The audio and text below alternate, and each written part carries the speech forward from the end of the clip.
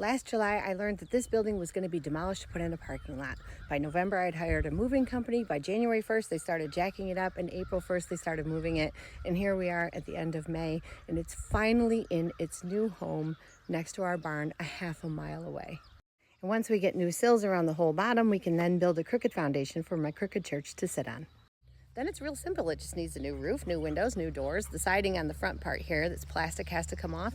It needs to be wired. It needs to be painted inside and out. The plaster has to be fixed, but it's in pretty good shape considering. The floors have to be sanded. The pews have to go in. Easy peasy. However, the first weddings in this church are in June of 2025, and I can't wait any longer to get started. So I'm going to start on this window up here. The original one is built into my cousin's house. I love that she has it. I don't want it back anyway, but I need a new window. I absolutely love the look of stained glass, but I can't afford stained glass, so let me show you what I'm doing instead. The first thing I did was get a giant piece of graph paper.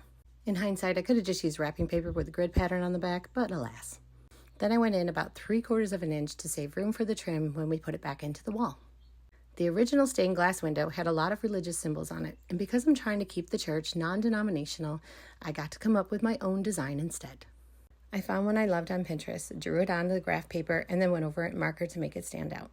Besides loving all historic buildings and wanting them to stay around forever, the number one reason that I saved this church from being demolished was my grandma and grandpa Barnes. They loved that little church. While I was growing up, they always had a pond next to their house with swans in it.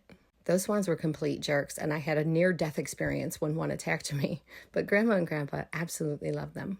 So I thought this would be a nice little nod above the altar for Grandma and Grandpa without actually putting their names on the church. When I finished, I made copies of all the pieces and then cut them out. I then realized that was an unnecessary step and I could just see the marker through regular paper.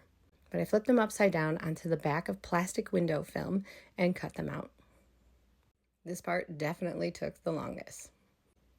But once I got them all on there, it was time to put them onto the glass, which was my favorite part.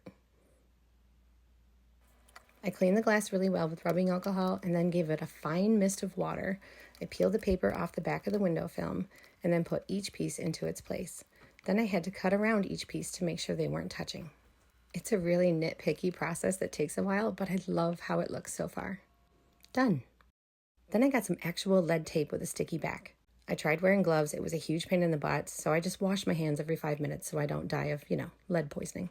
The best part about this window is going to be 20 feet in the air, so no one can really tell, hopefully, how much I screwed up and that maybe it's not real stained glass. I even overlapped the joints here to make it look like soldering points. I'm going to be adding lead to the back of the window as well, so it looks like real stained glass, but because it is real lead, it'll have a beautiful patina as it weathers. There she is, ready to go in her new home.